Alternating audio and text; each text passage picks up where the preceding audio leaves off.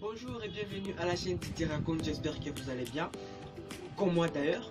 Oui, parce que cette fois-ci j'ai pas de fracture de main, donc ça va.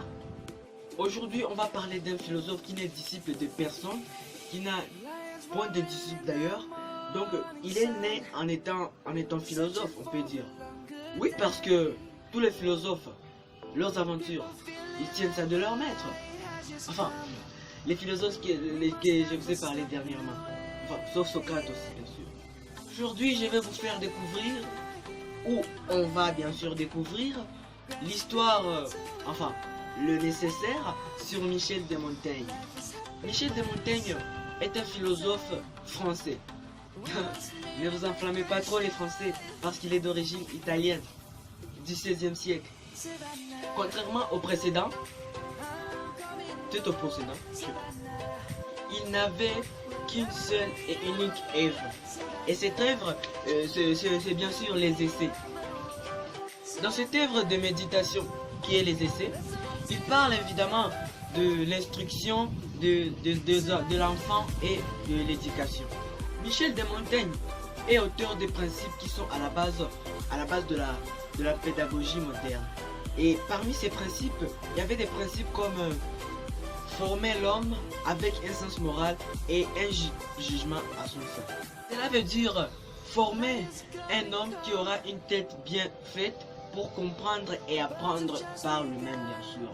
Après ça, il y a aussi former et instruire pour la vie tout en faisant l'essai des forces, des capacités de l'enfant et tout en s'adaptant à ses possibilités. C'est-à-dire qu'on doit aussi former et instruire l'homme par l'essai des forces, par ses capacités, et tout en s'adaptant aux possibilités que possèdent ces derniers. C'est assez clair et simple même. Après ça, nous avons le principe des méthodes d'apprentissage qui doivent viser à dégager ou à ressortir bien sûr les personnalités. Pas compris. De Montaigne voulait aussi un enseignement, comme tout philosophe d'ailleurs, il voulait un enseignement basé sur l'activité spontanée de l'enfant. C'est-à-dire qu'il s'intéresse plus à l'activité que l'enfant réalise sans l'aide des personnes. Et c'est pas tout.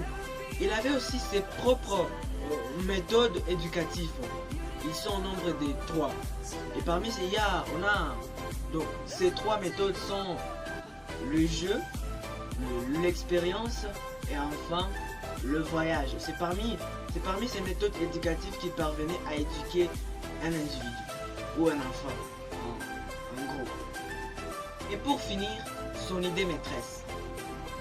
Il avait comme idée maîtresse vaut mieux une tête bien faite qu'une tête bien pleine. C'est-à-dire qu'il mettait l'accent sur la qualité. Pourquoi? Parce que son idée met l'accent sur la qualité qui possède l'individu, c'est simple.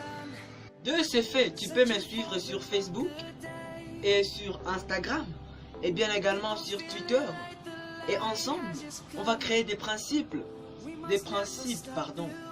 C'est facile, non? Oh! Et tu peux t'abonner bien sûr si tu es nouveau ou nouvelle à la chaîne et laisse un pouce bleu pour la vidéo. Alors je vous dis à samedi prochain pour une nouvelle vidéo. Ciao!